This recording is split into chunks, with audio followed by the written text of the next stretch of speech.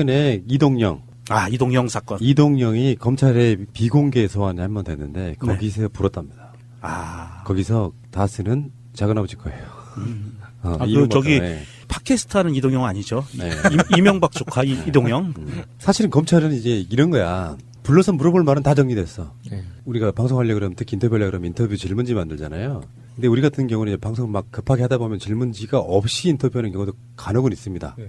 이제 MC분은 저 같은 천재적인 머리로 이제 쉽게 하는 인터뷰도 있지만 시간이 많을수록 질문지는 다양해져요. 처음에 10개이던 질문이 디테일하게 세부 항목으로만 보면 막 30, 40개가 되기도 하고 그렇거든요. 그런 거는 똑같아. 검찰은 다 이미 준비됐어. 근데 시간을 죽이고 있잖아요. 이 사람이 오기를 막 기다리고 있어. 그러면 계속해서 디테일해져서 뭔가 미심쩍은 구석, 야, 봐봐봐. 이게 지금 날짜가 좀 부족하지 않냐? 그러면 또 그걸 보강하고 그 시간을 계속 주는 거예요. 그러니까 구속영장 청구에 있어가지고 검찰이 완벽하게 준비를 해놓으면 이명박은 빠져나갈 공간이 없는데 여러 가지 쉴드로 구속영장이 청구가 기각됐을 때 오는 파장이 있단 말이야. 그러니까 최대한 빨리 가는 게 훨씬 더 좋을 뻔했다고. 역으로 말하면 그러니까 자기가 딜레이를 시켜봐야 네. 아무런 의미가 없어요. 결국에는 구속이라고. 잠깐 밖에 나와 있는 기간이 몇 주가 더 길어지는 것뿐이에요. 그러니까 내가 범죄자인 이명박이라면 검찰이 준비되기 전에 나를 잡아가 주세요 해야 되는 거예요. 그러니까 제가 경찰이나 검찰에서 수사를 받아보면서 느꼈던 것 중에 하나가 이 실체적 진실이라는 표현을 많이 쓰잖아요. 수사하시는 분들이. 그래서 수사의 목적은 실체적 진실을 밝히는 것이다라고 이런 표현을 하는데 그 실체적 진실이라는 게 얼마나 무서운 건지 느낀 적이 있어요. 이게 말 한마디 한마디 내가 진술했던 그 가장 미묘한 뉘앙스라도 차이가 있을 때 그 차이가 어디서 나는 건지를 철저하게 밝히더라고요. 그래서 대질신문도 하고 추가 조사도 하고 증인 소환도 하고 하면서 그 여러 가지 그러니까 수사기관들이 움직이는 업무 방식을 보면서 실체적 진실을 밝히기 위해서 이 정도의 에너지를 쏟는구나, 이 정도의 노력을 하는구나라는 걸 보면서 거짓말하는 게 어렵다 생각보다 그런 깨달음을 얻은 적이 있죠. 지금 어떤지 모르겠는데 구속영장을 청구해가지고 기각되잖아요. 그럼 조인트카예요. 예. 그러니까 검찰은 그게 본능적인 약간 그런 식의 동물인 거야. 이 사람을 범죄자로 특정하고 그 혐의를 입증해서 이 사람은 여러 가지 이유로 뭐 도주라든지 증거인멸이라든지 이유로 구속영장을 법원에 청구했는데 법원에서 기각되는 경우는 사실은 이렇게 많기도 힘들어요. 어떻게 보면. 대부분은 다 구속영장이 발부가 됩니다. 법의 도사들인 검사들이 봤을 때 영장이 나올 거라고 생각해서 치는 거예요, 사실은. 그렇죠. 근데 이제 어떤 정치적 사건이나 이렇게 막 한꺼번에 휘몰아치다 보니까 가끔씩 기각되는 경우가 있긴 한데 어쨌건 기각이 되면 검찰은 내부적으로는 조인트 까던 문화가 있었을 정도예요. 어떻게 했길래 이 새끼가 지금 기각을 당하고 자존심 엄청 상하는 상황이거든요. 검찰은 지금 계속해서 칼을 갈고 있는 거예요. 칼이 더 날카로워지고 있는 거야. 이명박 씨는 빨리 가시는 게 자발적으로 빨리 가는 게 도움됩니다. 까딱 잘못하면은 와이프랑 같이 가야 돼요. 그런데 지금 이명박 소환 전에 이시영을 소환하지 않겠느냐가 있거든요. 이명박을 마지막 하이라이트로 하고 이시영이 소환될 날짜가 올림픽 끝나기 전일 가능성이 있다. 이런 얘기까지 나오고 있어요. 아들, 손자, 며느리 다 모여서 아들, 손자, 며느리 다 모여서 밤새도록. 이게 사실 검찰 입장에서는 제가 검찰한테 부탁의 말씀을 드리고 싶은 게 요 며칠간의 그 이재용 재판과 최순실의 재판을 보면서 사실 특검이 움직이면서 수사할 수 있는 기한이 특정돼서 연장되지도 않았고 굉장히 촉박한 관계에서 기소를 한 건 사실이거든요. 굉장히 그 정해져 있는 시간 안에 모든 것을 혐의를 입증해서 기소를 해야 됐기 때문에 사실 특검들의 능력을 치를 벗어나는 사건을 맡은 거나 마찬가지였어요. 이 박근혜 사건은, 최순실 사건은. 그랬기 때문에 그 와중에서 나온 게 박근혜와 최순실이 한 몸이라는 걸 명확하게 입증하기가 너무 힘들어서 제3자 뇌물죄라는 항목을 적용을 했어요. 제3자 뇌물죄라는 것은 제3자에게 뇌물을 줘서 받은 이익을 확실히 특정할 수 있어야 돼요. 증거로 제출할 수 있어야 되거든요. 그냥 뇌물죄하고 달라요. 그렇기 때문에 자꾸 거기서 쟤네들이 저쪽 이재용 측이나 이쪽 자본 측에서 허점을 파고 들어가지고 이상한 논리로 해서 무죄를 만들어내고 반유죄, 반무죄 이렇게 만들어내고 있는 상황이에요. 그렇다고 봤을 때 지금 검찰, 이명박을 수사하고 있는 검찰들은 이러한 그 특검들이 받았던 이 기간의 그 쫓기는 이런 것 때문에 어찌할 수 없이 이게 법리를 정말 100% 짜맞추지 못한 그런 것에 대해서 이거 타산지석을 삼아서 이명박에 관계된 거는 정말 단 1%만큼의 가능성도 빠져나갈 가능성도 없을 만큼 촘촘하게 그렇죠. 만들었으면 네. 좋겠습니다. 2010년에 다스의 과장으로 입사합니다. 이시영. 이명박 대통령 때이죠. 2012년 박근혜가 뽑히기 전에 이사로 승진하고요. 2014년 그해 세월호 사건이 있던 그해에 다스 해외 법인 대표에 오릅니다. 4년 만에 이제 해외 법인의 대표까지 올라가는. 한국 법인, 해외 법인 따로 이렇게 법인을 두고 있는 거니까 그러면서 점점 그래서 국내 법인의 대표가 되는 게 아니고 국내 법인을 정리해가면서 현재 있는 다스를 무력화시키고 해외 법인으로 실질적인 자기 실권이랄까 돈을 가져가면서 법인 자체를 해외에 주력으로 두려고 했던 그런 부분이고 그러면서 상속까지 연결되는 부분이라서 이것도 이재용하고 굉장히 좀 유사한 구조를 갖고 있는 예, 상속의 네. 효과가 분명한 방법이죠. 벌려놓은 게 너무 많아가지고 다스 이야기만 해도 이제는 막 본질이 좀 호도되는 거 있잖아요. 뭐지? 범죄인 건 알겠는데 네. 뭐지 해서 디테일이 너무 이렇게 강조되는 이런 사건이다 보니까 저는 빨리 이명박이 조사를 받은 다음에 그 많은 어떤 맥락들 중에 큰 줄기 있잖아요. 장가지 빼고 큰 줄기만 갖고 이야기 좀 했으면 좋겠어요. 보도들은 그런 거거든요.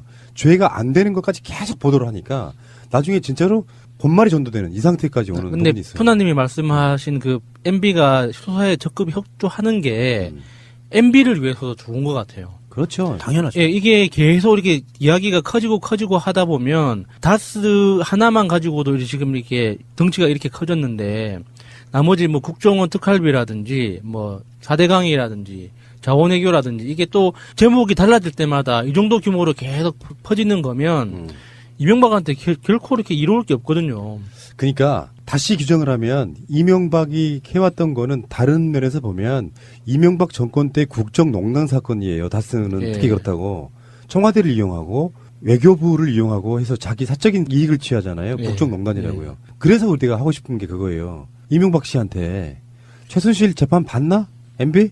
20년 박근혜는 사실상 25년 확정. 이명박도 마찬가지라는 거예요. 이명박은 정말 나이가 올해 만으로 77세예요. 이거를 그 한자의 전문용어로 희수라고 합니다. 희수. 나이를 많이 먹어서 기쁘다 이런 뜻이에요. 근데 여러 가지 뜻이 장수만세다, 있어요. 이거지. 또 다른 의미가 있긴 한데 그건 설명이 좀 복잡하고 70세만 돼도 고희라고 합니다. 애로부터 귀에서 장수를 축하받는 나이예요. 88세인가는 아마 미수 이렇게 할 겁니다. 쌀미졌어가지고. 근데 그 정도 나이에 누릴 기쁨은 박근혜보다는 많았으면 많았지 적을 리가 없는 이명박의 죄잖아요. 그렇죠. 77 더하기 미니멈 25년. 몇 살이에요? 100살이 넘는다고. 아유, 그러니까 이명박도 그러면 하루라도 빨리 그 모든 죄를 다 털어놓고 선처를 구하고 이거는 선처를 구해서 감형받는 수밖에 맞아요. 없어요. 맞아요. 죄송합니다. 그리고 전 국민 앞에 그 넙죽 엎드려서 큰절하면서 죄송하다고 하고 검찰한테 가서도 모든 수사를 다 협조하고 다스는 국가에 헌납하고 그다음에 현대화구에 벌어졌던 모든 일들 다 까발리고 이렇게 하고 난 다음에 응분의 처벌을 받고 그러면 한 10년 정도 받을 것 같아요. 그러면 한 10년 정도 받고 그리고 죽기 전에 나와야 될 거 아니에요. 그렇지. 그러니까 이번에 이명박 들어가면 살아서는 못 나와. 그러니까. 최순실은 20년이면요. 요즘 오래 살아요. 90세도 되기 전에 나와.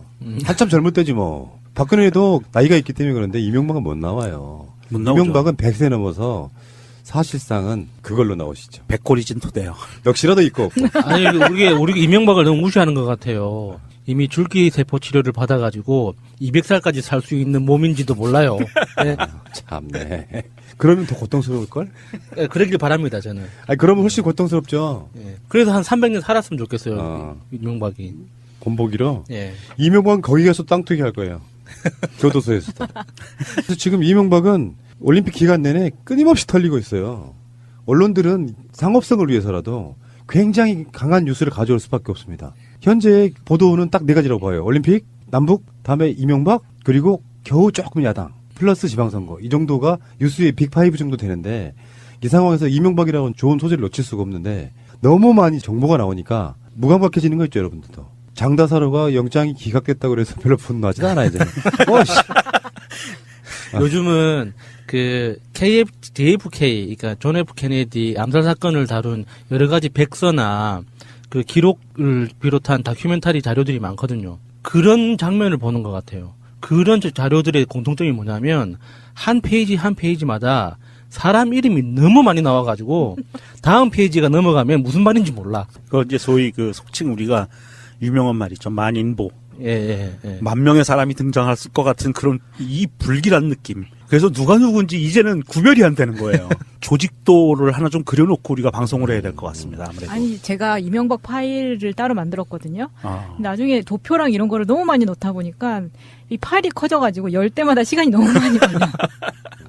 이명박의 재산 관리인인 이영배, 이병모가 각각 구속영장이 청구되고 이병모는 긴급 체포되고 재산 관리인인 이영배를 구속영장 청구하고 이병모는 긴급 체포하고 이런 식이란 말이죠. 이영배가 금강이라고 하는 회사를 운영하면서 회사 자금을 빼돌려요. 그래서 이걸 비자금으로 조성하고 금강 자체도 협력사가 아니라 이명박 회사인 거예요. 계열사죠. 어, 네. 명의를 다른 사람으로 해놓으니까 협력사를 통해 가지고 쉽죠. 간단히 말하면 이렇게 된 거지. 협력사에서 내가 우리 납품하는 물건 있잖아요. 그게 원래는 10억짜리인데 결제해줄 때 한 50억 결제하면서 나머지 40억을 비자금으로 조성하는 그런 방식이거든요. 네.